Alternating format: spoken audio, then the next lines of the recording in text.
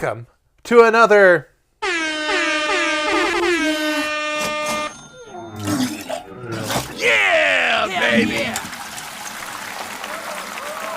episode of Midlife Krisis. Boy, with an intro like that. Best in the business is what I've been told and what I continue to tell myself.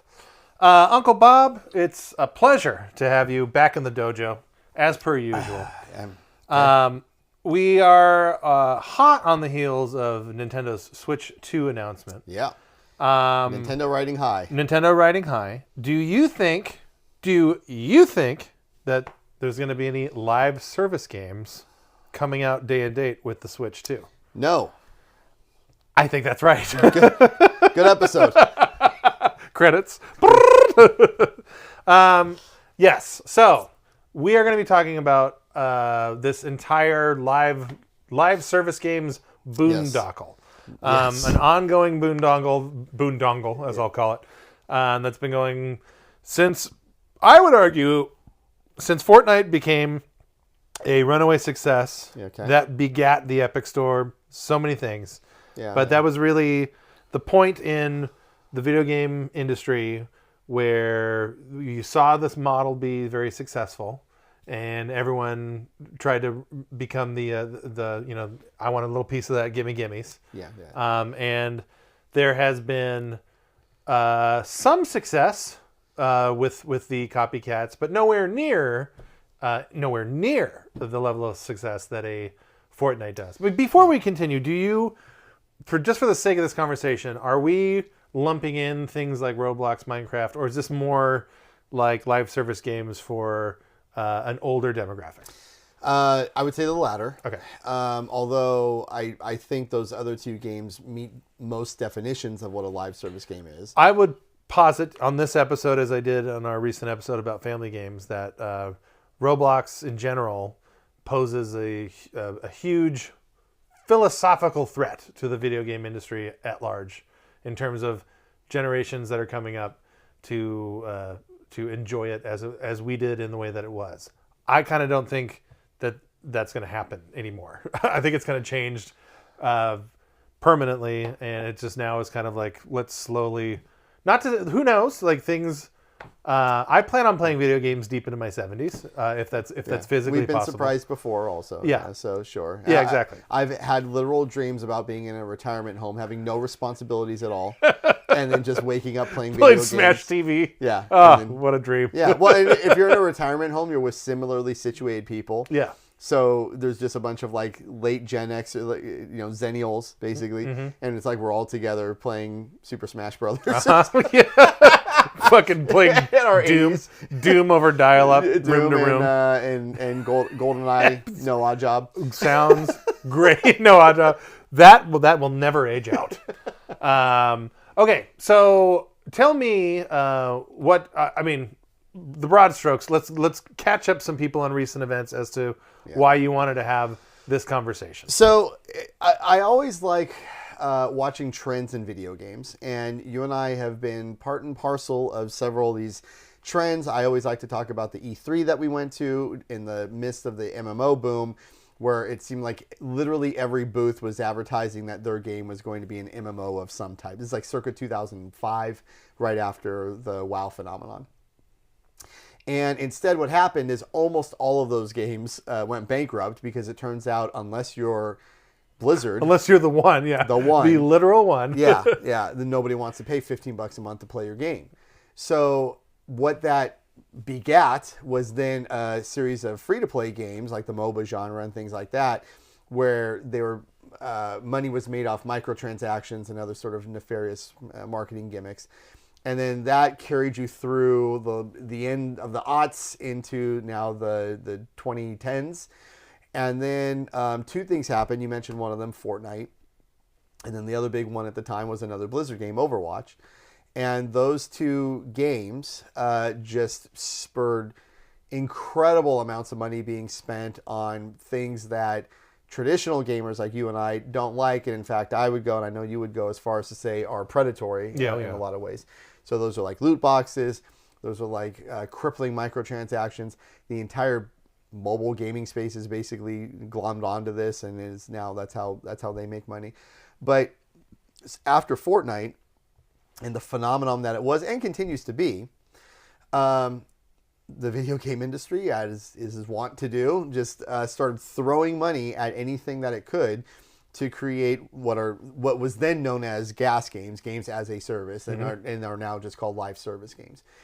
And it got to the point that this probably peaked just before we started this show, but as of the time that we started doing Midlife Krisis, and we talked about this on one of the earlier episodes, that was right when Sony was saying that they had like 14 live service games in development at the same time.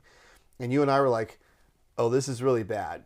This does not portend well for the industry at all. Because we knew where things were going, and then it reached its nadir this last calendar year, 2024, with the just epic and spectacular failure of two one high profile, one high budget games, with the Justice League game created by Rocksteady Studios, a wonderful developer that just went down the wrong path. Yeah. Start hanging out with the wrong group of friends. Yeah, like that kid in high school who's like captain of the football team or whatever. And then, or it's all of a sudden you're Helen Hunt and you're doing angel dust and diving through the third floor science classroom. We've all been there. We've all been there. We've all been there. So that was Rocksteady. They've fallen quite a ways from the Arkham game days. And then Concord, a game nobody asked for, nobody wanted, was somehow given a 9-figure budget. Yep. And failed, is arguably the most spectacular gaming failure in the history of the industry. Not to leave out a certain special French-Canadian company, Ubisoft, that Skull and Bones game, which I don't think was maybe a full-blown live service thing, but it certainly had live service definitely elements. Like that is one of several main reasons why Ubisoft is in the toilet right now. They spent 10 years developing it, and then it comes out, and then they did the dumb marketing hype that's going to become a meme for the next however many years of calling it the first quadruple A game. Yeah. And then and it absolutely is a live service game because it's just like Sea of Thieves, except it's like Sony's or it's Ubisoft's version. What? So in your opinion, and I want to, maybe this is the place to jump into this kind of conversation, but what, to you, how would you define a modern MMO versus a live service game? And so Sea of Thieves is a perfect example. Yeah. Like to me, I think from what I know about it and what little chunk of it I've played, like I would lean more towards MMO than a live service game. But what do you speak on that? And then how would you personally define a live service game against what an MMO is or was? Sure. My personal definition, one obvious definition is if you are paying a mandated monthly fee, you are playing an MMO, period. Mm-hmm. If you're dealing with like a battle pass or something like that, it's more likely to be a live service game. However, that's not always the case because Guild Wars is considered to be an MMO, but it doesn't have a mandated monthly fee. There's other like microtransactions and cosmetics and things like that. So in that case, if you don't have a mandated monthly fee, then you need to have RPG elements to be an MMO.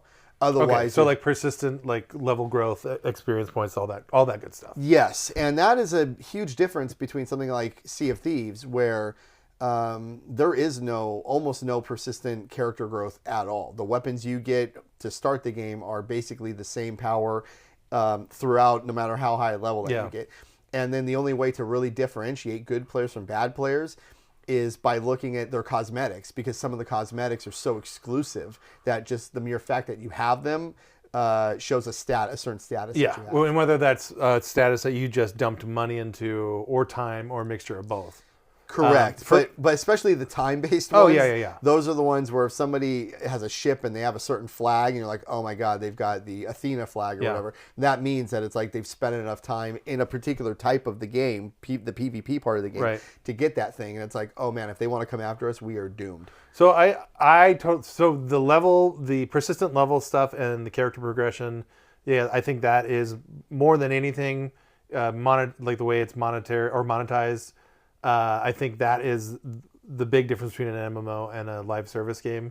I do think some of these games that maybe would have fit more comfortably in the MMO genre aren't, only because of things like they've just rethought a business model. So they do a battle pass versus doing a monthly subscription. I think the monthly subscription stuff is certainly archaic in terms of like what is expected of a consumer. But that's also like been that like the DLC brainwashing that has done nefariously well over the last almost fucking 20 years now, if you really break it down. I think that's conditioned gamers and consumers to lean more towards that the cosmetic DLC microtransactions battle pass business model as a replacement to the subscription thing. But I wanted to bring up the lower level live service games, because I think the other thing, so if an MMO, if what mainly constitutes an MMO is that persistent level progression,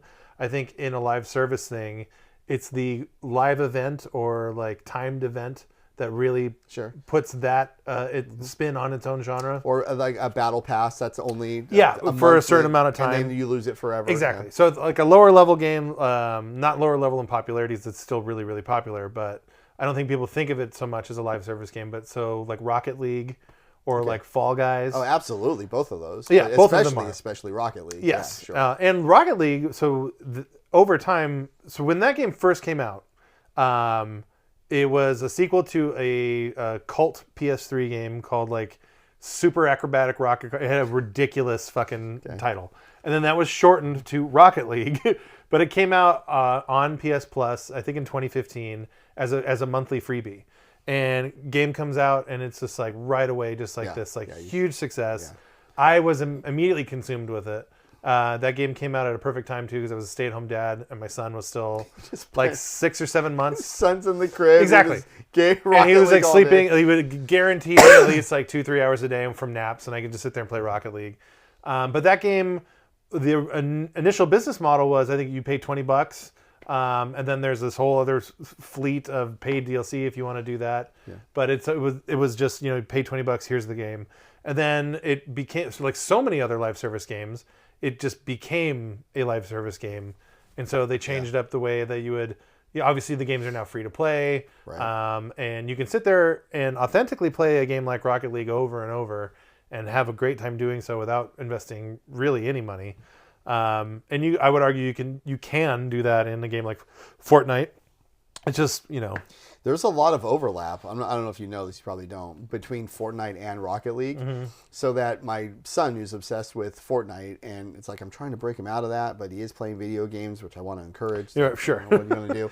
It's a fine line to balance. Right. So, well, actually, your son is like the best influence on him because it gets him away from Fortnite. Yeah, but then into Roblox's cold arms. Just one step at a time. I understand.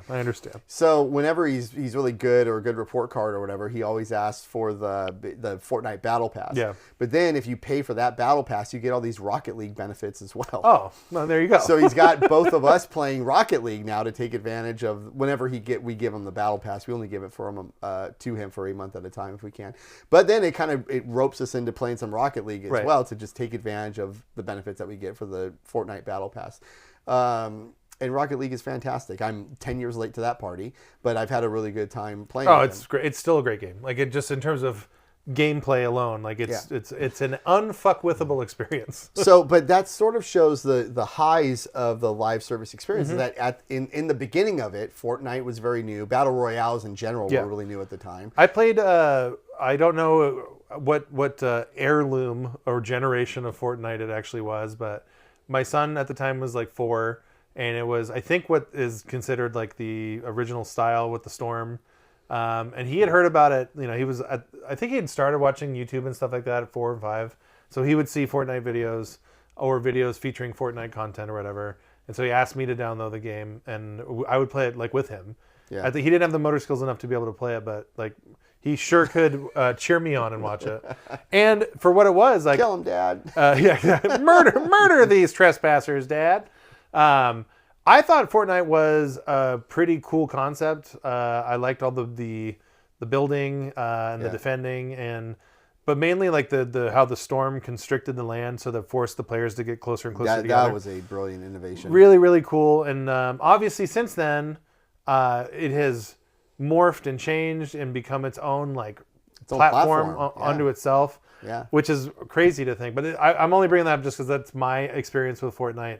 And then outside of that, Rocket League here and there. There really isn't any other live service games that I've played. Yeah, I haven't. In terms of Fortnite, I've tried to play to bond with my son. And God bless him, he'll have us play as a duo team, and we'll go out there. And it's incredible because he's actually pretty good. He's 9. And what he'll do is like he'll kill somebody, but then when you kill them, they kind of crawl around for a little bit until you finish them off. And then like a T-Rex teaching its kids like how to kill or whatever. Be like, Dad, come over here. Okay, see him crawling around? Finish him off now. You can get the kill. Oh, bonding. I'm just like, thanks, son. That's awesome. Yeah. But other than that, other than Fortnite, I'm not a huge live service guy with one major obvious exception. My number 2 game of the year for 2024, Helldivers 2. Yeah. But Helldivers 2 has a slightly different model where it's one of the more fair live service models you can imagine, where their battle pass, they do release a semi-monthly battle pass, but the battle passes never go away. So you can buy the very first battle pass even now. So they in Halo Infinite, which is the first time I ever bought a battle pass in anything, that's also how it works there. So like you always have it and you can always work towards unlocking it, and then they stack. That's great. You shit. feel like you can take a month off and come back. Yeah, exactly. So, and then the other big thing that Helldivers does is if you're committed enough to the game and you're willing to play, I'm going to say about 20 to 30 hours a month, you will earn enough in-game credit to actually purchase the battle pass without having to give real money to actually do it. So it feels very equitable that way, where it's like, okay, if I play, then I don't. It's not predatory. I just need to play to get this stuff. I don't have to give money. But if I take a couple months off and I want to pay some money to get access to the battle pass, then I can do that too. And then not all, but the overwhelming majority of the awards are cosmetic. And then if they're not cosmetic, then it might be like a new support weapon that you can use or something like that. Mm-hmm. But the game is PvE, so you never really feel like there's something unfairly imbalanced because you're only fighting the computer. And so, who cares? It's not like when it's PvP and you feel like you're being out-teched by people who have more time or more money invested into the game. So for that reason, I think Helldivers 2, if you're going to do live service, is the right model. And that gameplay loop is super, super fun. And then you talked about Rocket League. Rocket League was super, super fun. Fortnite came out, and then that was not fun for me, but fun for almost everyone else. I would say this too, just the whole concept of Battle Pass, like I think when it's implemented well, I actually like it because it's like, okay, I'm giving you this flat rate. I know I'm getting this amount of DLC or boosts or whatever. So like I see it very like. There's a fairness of that transaction that I'm on board with, especially when it's games like in Halo Infinite or like Helldivers, where like they kind of never go away, like and they stack and you're kind of accruing that stuff. The other thing I really like about live service games, and it really goes back to my early / way late experience in the only MMO that I put any real time in, which is only an MMO because they called it that 25 years ago or whatever, but Phantasy Star Online. Yeah. But the idea of having like these events that take place at a certain like time and date and blah blah blah, that force you to gather together, and so that it basically drums up a social event. So that you're guaranteed to have like a good, fun social time playing a multiplayer game. That is definitely the Fortnite model now. Yeah. And I've got my son setting alarms so that he can watch Snoop Dogg or whatever being the most recent Fortnite video, and before him it was Eminem, and then before I know there was a big Post Malone deal. And they do it all the time. They're getting all the big boys. Yeah. Epic is. Well, money. They're paying for it. Yeah. So a tiny little tangent on Epic. I read a statement from I think he's the CEO of Epic, but it was very pretty snarky, basically saying like, we also have billions and billions of dollars, so we're never going to stop going after Apple and all these other storefronts. Tim Sweeney. Yeah, Tim Sweeney said, that's right, thank you. Yeah. And it was basically just saying, like, we might run out of money in a couple decades. Yeah, they did. It was like literally straight out of Citizen Kane. Yes. What a fun time to be alive. Yeah, watching billionaire ego fights. Yeah, Is, cool. What could go wrong? What could possibly go wrong? Just the best. But I do think that on the one hand, that is what's interesting to me about live service games, just the concept in general of like, here's this event, it only happens this one time, or maybe there's only a handful of times and then it goes away. Yeah. But at the exact same time, out of the other side of my mouth, I despise and detest this because I am someone who loves to like capture little moments in time and just to have the option to revisit these things. And in some cases you can, like data mining is a thing, but I really don't think something like Fortnite, there's been so many permutations and so many changes that like I don't think you, and I'm no engineer, but I don't think you can do that in something like a Fortnite. Like it's like a lost thing. Yeah, those events, there is a kind of a cool sort of a monoculture idea about that, where it's like, hey, if you're into this game, then everybody's going to have the same experience at the same time, and we're all going to remember it. Yeah. And then in my son's case, he will be talking 15 years from now when they're watching memes online about what life was like back in 2025. Yeah. And it'll be like, oh, remember this Fortnite event? And they're going to be like, oh, yeah, the way that we talk about the N64. Winnie Cooper was still there for some reason. Don't know why, but she was there. Winnie Cooper. That's the song played. Yeah. What would you do? Anyway, yeah, there is something cool about that. And recently, remember, this is one of my epiphanies that you gave me. There is something lost when Elden Ring comes out and you have everybody that's sort of playing and experiencing a thing at the same time. And if you're not on board with that because you're off alone in your isolated world with Horizon Forbidden West. And Uncharted 4 in the hardest difficulty. That too. Then it doesn't really matter if you're having a good time with those games because you can always have a good time with those games. They will always be there. They're always going to be there. But the singular event, the cohesiveness, the monocultureness about it, you only get that one time when everybody is sort of working towards the same Well, we're going to thing. right those wrongs in a big way with Monster Hunter Wilds. Oh, we're absolutely just a few weeks away. Just a few weeks away. Yeah. So you'll have your chance at bat to use a sports reference I know you love. Another live service game. Yeah. That's true. So I want to talk a little bit about the bad with live service games as well. And particularly, if not something that's bad as much as it's comeuppance. Okay. Because I don't know about you, but I was viscerally celebrating when the Justice League game failed, and especially when Concord failed. Yeah. And not that I want to wish studio closures or layoffs on anybody who's out there, but I do, as a gamer, you want to feel empowered and you want to feel like your ideas about taste and culture are correct. And that if you can act in an authoritative way as a body politic of, in this case, purchase dollars, that the industry will respond to you like planting your flag on something. And so when those two games failed the way that they did, that felt like the industry of gamers as a whole saying, we don't want this. We're just like, you cannot hype us up enough. I don't care how good the developer is. We don't care that Justice League has a whole bunch of superheroes that we know the branding of. We don't care that Concord had a $200 million budget or whatever it was. These games are bad games. Well, I think so. For a lot of the flaws of the modern gamer culture, one of the things that I think there is a lot of there's a pretty good bullshit detector there, and it always has been. So I think we kind of know when we are being just like greedily milked for money, and you can go back to look at Pac-Man and the glut of Maze Muncher Arcade clones that came out. Yeah. Obviously Street Fighter 2 and the fighting game boom. Yeah, it was really good. A lot of good shit comes from that. The idea of like minimal innovation and copycatism and stuff like that. Some good does come from that. Yes. Like iteratively. But the money side of live service games is so overtly greedy. Especially when you talk about things that you've already mentioned, like loot boxes, things that are just gambling.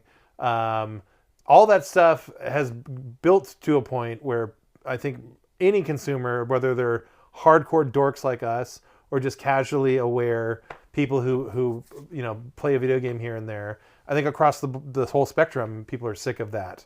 And to be told that here's 14 of them coming from one of the giants of the entire video game industry. Yeah. Is like, holy shit, what are we doing here? And so, actually, this is a point I wanted to bring up on this topic, and I'll do that right here. But in your opinion, when you see a company like Sony correct course like that and just cancel a bunch of shit and tell studios like, hey, bend, like, stop working on this thing that you've worked on for years.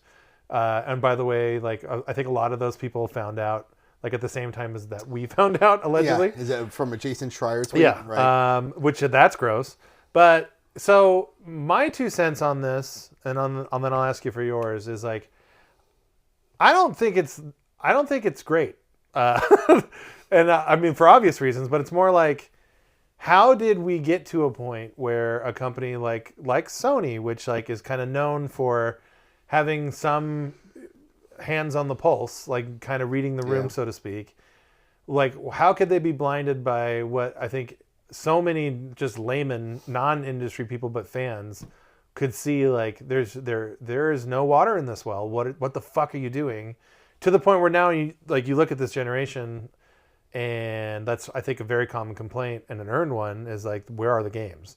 Well, a lot of the games that could have been made weren't, because they were just fucking around. So to me, it's like, you want to celebrate and be like, oh, good, like they figured it out. But to me, like, it's not good news. Like, that they've gone this far, fucked up this much for this long, and now it feels like they are scrambling to correct course, and it might be too late. I don't know. Okay, so first, I think Sony would say that they felt like they did have their hand on the pulse when they greenlit all of those games, which was back in like 2018 or 2019, because that's when the live service phenomenon was really taking off.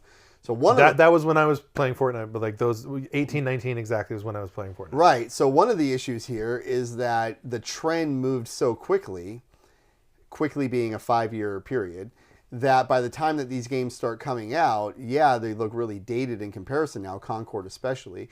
But at the time that they were greenlit, Sony was just, it was like, this is what everybody's doing, and so we're going to do it too. And then Sony just quadrupled down on something that they didn't think wouldn't have the legs that it had as a genre. Sure. And there's still room for live service games. Helldivers 2 just came out last year, was a great game. It's just you're at a point with the genre that you need to innovate, or you need to bring something new to the table. Helldivers did that. Concord did not do that. Justice League did not do that. So gamers react accordingly. Like, we don't want this. What do we need this for? Well, and to the Justice League one too, I think is interesting, because we've neglected to mention that there was the Avengers game. So another big group of dumb superheroes that was made by Square Enix. It came out, I think, 2 years before Suicide Squad. It was also an and epic failure. And it was a huge failure. And it was like, how it wasn't I mean, you probably just can't pivot on a dime, obviously. But like, to me, like, if I'm Rocksteady or Sony, and you see the failure that was Avengers, how it was received and how it actually came out. Right. Like, wouldn't you then and there start to think about putting the brakes on? Of course you would. Of course you would, in a vacuum. Yeah. But you're never operating in a vacuum. Right. In the case of Rocksteady, then they were already into development on their own game. Yeah, of course. And then they weren't going to cancel it at that point. They probably just deluded themselves into saying, well, our game will be better than this because we're Rocksteady and we're a great developer. So that's one part of it. But then when they announced their game and it got such a lukewarm response, they delayed it almost a year to try to fix it, to make it better. And then it came out and then it flopped anyway. So it's sort of like the tough thing if you're a developer, and you and I you don't think about this stuff because we're the end product. So we judge games just based on how fun they are. We rarely judge games just based on how well they sell. And it's in fact, sometimes games can sell really well and we hate them anyway. But if you're Rocksteady and you're thinking like, well, we've got 3 years of development time already sunk into this game, and we've got to release something to get some of that revenue back, you can very quickly talk yourself into putting out a product, even if you don't think that it might do very well. Microsoft did this with Redfall, and Microsoft did this with Starfield that could have used another year of development, right? It's like we've got to get this into the market to get some sales to recoup the tremendous investment that we made. And then that obviously speaks to the bigger, broader topic of just balloon development costs and how we've gotten to where we've gotten. Well, both development costs and elongated development times, because in the case of live service games, it's bad both ways. The huge development costs mean that games have to come out even if they shouldn't be coming out. I didn't even... So it is hitting me now like a lightning bolt about how shitty the timing was of all this stuff, because it's like, well, yeah, no shit, you can't just turn on a dime and take this $90 million project that's been designed this one way for like the last 4 years and change fucking everything about it. Yeah. And meanwhile, the entire industry is watching this essentially fad like go up like a big flashbang and then drizzle out by the time all these products that are coming out are either DOA or they're just wholly canceled in the case of all these Sony games. And it's shitty either way. So let me give you 3 scenarios, and all 3 are failures. Scenario 1, you put a whole bunch of money into a game, the game is complete, and then it comes out and doesn't innovate at all, and it sucks. That is Concord. Yeah. Okay, that game wasn't incomplete, it wasn't buggy, it was just bad. It was not innovative, it wasn't fun, it was totally derivative. Well, and their whole hook of like, we'll give you a cutscene every month. Oh, God. It's like... Yeah, it's like, what? Are you kidding? I skip those shits all day, you bozos. So that's version 1 of this. Yeah. Version 2 is you try to turn on a dime, or maybe not a dime. You try to turn on $1 maybe, and take some time to actually reorientate the game to appease the ever-changing player base. And then it comes out, and then it flops anyway. So now that's Justice League. Justice League was revealed. Everyone was like, oh, that's what this game is? Yeah. We don't like that. And they're like, okay. We're going to go back and we're going to make some changes. And then they spent literally months, I think it was close to a year, making those changes. And then the game still sucks. So even if you try to hold back to change a game to make it better, that's not good either. Have you ever played that game, by the way? Concord? No. Or Justice League? Justice League. No, I may have. I think they just made it available on PS so Plus. I downloaded it. I have not played it. I downloaded it out of morbid curiosity just because I got to know. Yeah. But I had heard one of the big complaints about that game once it came out and like updates were rolling, the live service part was rolling out. The biggest complaint was that it's like the same thing that like the original like Assassin's Creed fell for, where it's like you are going to be doing one of the same 3 things over and over and over. That sucks. Dude, to be like, you expect a player to come back to this for like a year, because they had roadmapped out like a whole year's worth of stuff. Yeah. And then that's what it actually is. And then how do you explain, like, you spent all this additional time to get to this point? Like, what? Right. What did it look like before this point? What was it before? And to be like, again, going, you and I have said multiple times in public that Arkham Asylum is like the best licensed video game ever made. I love that we agree on this. I love it. And to go from that pedigree to release this is like, it's incredible. It's multiple layers of not being able to fucking read the room. Yeah, and then it makes you want. It's like, where's the Jason Schreier book on this? Where it's like, what was this a Rocksteady idea? Did the publishers put pressure on them? Was there a change at one point? Was it all ego, and where was the ego coming from? Right. What changes did they actually make while the game was delayed, et cetera, et cetera? But again, much like Concord, it's a slightly different path, but it still ends in failure. Yeah. And then the third example is the one that spurred this episode, which is Sony canceling the Ben project and the Blue Point project, both of which were live service games. We don't know what they were. We know one was a Horizon game, but we don't know like what it looked like. The other one I've heard rumors was a God of War. God of War type thing. Yeah. Right. So those games probably would have sucked, and we'd probably not like them. They probably would have tainted their fairly prestigious fairly prestigious franchises that they're attached to. Blue Point did the Demon Souls and the Shadow of the Colossus remake. Yes. Which both of those, even though they're not their original ideas, like those remakes were done so masterfully well. That tells me everything I need to know. Totally. Like, these fucking dudes could make a game. I am on record about how I feel about Demon Souls. Yeah, absolutely. So then we sit here and we lament and we're like, well, fuck, man. Blue Point could have been making what everybody wants them to make, which is a Bloodborne remake for the last 2 or 3 years. And they're not making that because they started working on this live service thing. Now that's canceled. So now they're going to start making something else. And by the time that they finish making whatever it is that they're working on now, we're going to be at the end of this generation. And they're only, and their last game was released at the beginning of this generation. It's like, guys, come on. So it's incredibly frustrating that now we've lost 2 years of time. Sony has lost however much in development budget. Oh, yeah. Losses to just have them work on something that didn't. It's just, it's like ordering food and then just throwing it away. It's like you never see the product at all. They just spent 2 years working away at something the world will never see. Well, incredible. Again, going back to our benevolent corporate overlords, I'm sure someone is getting a tax break somewhere because of it. And that allows me to sleep well tonight. Won't someone please think of the profit loss for the shareholders of Sony and $2 trillion market cap Microsoft? Empathy is what you're saying. Just have basic low-level empathy. Right.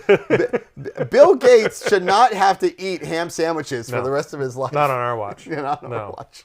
He'll go back to eating iguana meat like all the other weirdo billionaires. Yeah. I guess I should say Marvel Rivals is a live service game that has seems to have hit its stride. Yeah. My son, who I have lightly gotten into comics because I have access to a really cool comic shop that sells comics for 99 cents. Yeah. That's the reason.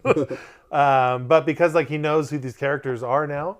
He's totally interested in checking out that game because there's 1 or 2 friends at school that are already playing it. So I could see that one, especially for his age group, the amount of kids who still love Marvel.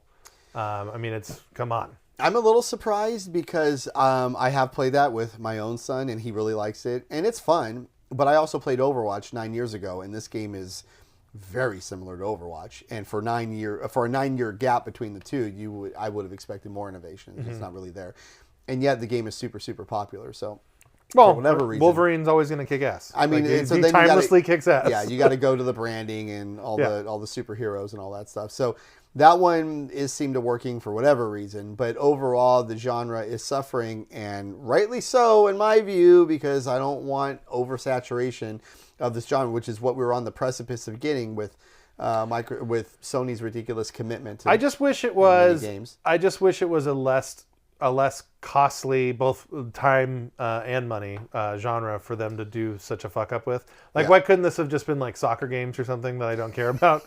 But the fact that football games, exactly. Have EA fuck Madden up because who cares? But no, the amount of resources that these games take from every step of development, is the real kicker here, and the fact that all of that energy and money is gone, and it's not going to be recouped. Show producer Chris has been begging for Days Gone 2. Oh, that's right. And every time I tell him about Ben's studio, he's like, Days Gone 2? Days Gone 2? Yeah, never going to happen. Yeah, and then I just linked this article to him, and I was like, bro, they weren't even working on Days Gone 2, and whatever they were working on just got canceled, so don't get your hopes up for that game. Well, it is what it is. But going to your, I've been wanting a new remake of Bloodborne since Bloodborne originally came out. So. Yeah, everyone. Literally everyone ever who is holding a PlayStation controller wants that to happen. But yeah, that to me is the biggest shitting of the bed is it's such a huge failure that I'm with you in that that serves them right. But at the same time, this, I don't know, man. I feel like this could be a big, when you look at all other giant forms of media and how they've been changing, often for the worst. Movies aren't what they were 30, 40 years ago. Even 20 years ago. Even 20 years ago. Television is no longer this big, it's so much more compartmentalized and everything's available all to tailor specific needs with that's all cool, but then that doesn't allow for these big cultural MASH finale type things that really happen. Yeah. Sometimes you'll get them here and there. Game of Thrones. They do breakthrough here and there, but that was almost 10 years. But that exactly. So it's there's more gross consumerism in this stuff that's not going back in the bag. Yeah. And the damage done from this. And now rumors of, the money has to come from somewhere. And publishers are now talking about if Grand Theft Auto 6 comes out, we know that's going to sell 1 billion copies. Yeah. What's to say they don't charge $80 to $100 for this game. Because if Rockstar does it, if Take-Two does it, it opens up the fucking floodgates for more gross business. And I think because of the failure of this entire genre, that's something that we have to look forward to now. Because millions and millions and millions of dollars were lost, and it's got to be recouped from somewhere. Okay, so now our not so benevolent corporate overlords are going to look for different areas where they can make money, since these areas didn't work out. Yeah, that's true, and that's why it's a constant fight, and it always has been and always will be. That's all I have to say about that. And my rebuttal to that is, it's like, it's gonna. My rebuttal to that is, MAME been free since 1998. So there you go, MAME. I look for it. It will be interesting to see what the developers come up with. I mean, or publishers. The most obvious one is to just increase the retail price. Yeah. And you can get away with that with Grand Theft Auto, which would sell millions of copies if they sold it for $200 a pop. Nintendo got away with it with Tears of the Kingdom. That was their $70 game. Yeah, although to defeat my own argument there, like the other first party Switch games didn't rise up to that level. That really was so far an outlier, but we'll see. Yeah, the Switch 2 games. Yeah. That feels like the natural time to. Totally, yes. I think that's happening. But. That is another big chunk of collateral damage from this entire genre just shitting the bed. Before we go, what do you think it would take off the top of your dome I hate it when you do. I love when I do it. I never have a good answer at the ready. Well, then I'll go first. But this is what do you think it would take to get basically all the boxes checked in the right way? And for me, just put Pokemon on it. Make it a Pokemon thing. That's your first box. Of course. Make it a Pokemon thing. And right there, you've tapped into my vein, my reptilian brain right there. Okay. And then the rest will just kind of naturally follow along. But do you mean like actual Pokemon branding or Pokemon type gameplay? Definitely both. Like I want real Pokemon, not that Power World trash. You love that game. I did. It was really good. It was good. I stopped playing it though because I don't know. It was the ceiling of Pal World. I got to it a little too quick, and then I just didn't keep up with it. So, but if a proper Pokemon game came out that was persistent, and you were living in this like MMO / live servicey type universe, it would be fucking gangbusters. It would make millions and billions of dollars, and that universe and world I think lends itself to that type of gameplay. So, but also like for me, in order for it to all work well, like it would need to be not super predatory. Like it would need to come at me with like smart ways to make it seem that if I'm investing money at all in it, that like I don't feel like I'm being fucking ripped off. Yeah. So like get rid of the gambling, like no loot boxes, any of that kind of shit. And honestly, I don't think you would see something like that on anything with Pokemon branding. But what about for you? Is there anything that could exist that could get your number? So the one that jumps out at me is probably not the one that just got canceled, but a variant of it, which would be the Horizon universe. That if we think of a live service game as being something like Helldivers, where there's a PvE component to it, and then you're getting like battle passes, and the battle passes give you different weapons or cosmetics. Mm-hmm. Horizon, the macro world, really invites itself to live service type stuff, where you would just be going out in the world and killing the dinosaurs or whatever, and then bringing stuff back. You could also have a meta progression system where you're like building a village up or something like that. And there's a lot of room for cosmetics and other parts of it. And even if you did it as sort of either a bridge or a side quest or having it fill lore gaps that exist in the Horizon games to help flesh out the story a little bit, there's sort of an opportunity to do that there. So that's sort of the one that jumps out at me. I don't have any faith at all, and that's the thing with these live service games.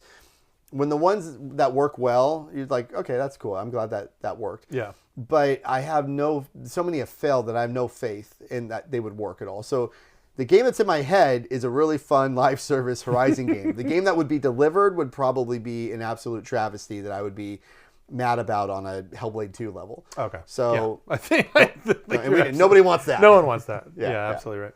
Yeah, I think going back to what I was saying earlier about how like there's periods in video games where something really big hits and then everyone and their mom tries to. It's like a gold rush. Yeah.